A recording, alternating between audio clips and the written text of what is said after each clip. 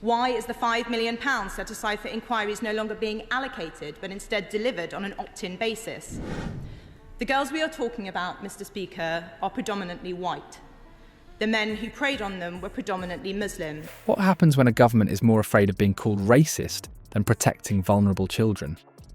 According to Conservative MP Katie Lamb, it leads to one of the greatest safeguarding failures in British history.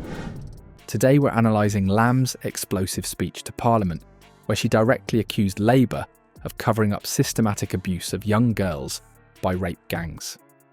The details she revealed about official collusion and inaction will make your blood boil. Before we move on, I'd like to ask you a small favour. If you appreciate this content, please take a second to like this video and subscribe to the channel. Over 98% of you watch the videos without subscribing. It costs you nothing, but it makes a huge difference to us. So, did you click the subscribe button? Great, thank you so much. Now back to the video. The systematic failures surrounding the rape gang scandal go far deeper than isolated incidents. What Katie Lamb's testimony reveals is nothing short of an architectural collapse of child protection systems across Britain, a failure so comprehensive it borders on deliberate negligence. The Home Secretary said the government would conduct 5 local inquiries into the gangs which have terrorised so many innocent children, girls, and the government. Will the Minister accept that, in many cases, these crimes were racially and religiously aggravated? What's particularly alarming is how the investigation framework has quietly transformed. Initially promised as independent inquiries led by experts free from political influence, these investigations have been silently commandeered by ministers. Tom Crowder, a barrister specifically invited by the Home Office to establish these inquiries, now admits he knows virtually nothing about their progress. This shift from independent oversight to ministerial control effectively places the fox in charge of investigating missing chickens. Even more troubling is the financial contradiction at play. While £5 million has been allocated for these investigations, there's scant evidence of how these funds are being utilised. Meanwhile, local authorities in Bradford and Wales actively resist independent scrutiny, claiming no need exists for external investigation, a position that defies belief given the scale of documented abuse. The case of Anna from Bradford exemplifies the nightmarish reality these children faced. A barrister invited by the Home Office to help establish them knows almost nothing about their progress, and neither do we, Pakistani heritage. One of the victims from Dewsbury was told by her, I quote, "We're here to the white girl." At just 14, she repeatedly reported her abuse to social workers. Instead of protection, the following year, she found herself in a traditional Islamic wedding ceremony, married to her abuser, with her social worker attending as a guest. The state's response, arranging for Anna to be fostered by her abuser's parents. This wasn't merely a failure of protection, it was active facilitation of abuse. Conspicuously absent from official investigations is any meaningful examination of racial and religious factors.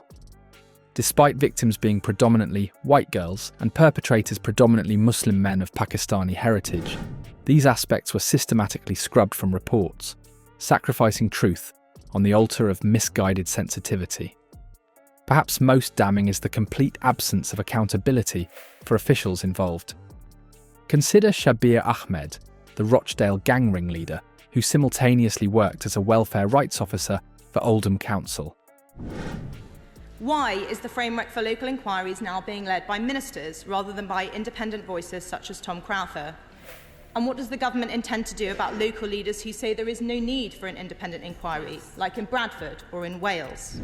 Despite overwhelming evidence of institutional knowledge and complicity, not a single official has faced conviction for covering up these crimes. The refusal to establish a dedicated national crime agency unit to investigate suspected collusion speaks volumes about priorities. The impunity extended to perpetrators is staggering. As Judge Marson pointedly observed in one case, "You were seen with your victim on at least 3 occasions by the police. None of that deterred you, and you continued. When abusers operate without fear of law enforcement, the system isn't merely broken, it's effectively complicit." While the system's complicity enabled perpetrators to act with impunity, it's the victims who paid the unimaginable price. What Judge Peter Rook described happening to one 13-year-old girl in Oxford isn't just disturbing, it reveals a level of sadism that flourished precisely because authorities repeatedly turned away from the screams they pretended not to hear. The reality these children faced defies comprehension. As documented in court proceedings and highlighted by MP Katie Lamb, this 13-year-old girl was not merely abused, she was tortured. Her abusers placed a red ball in her mouth to silence her cries for help.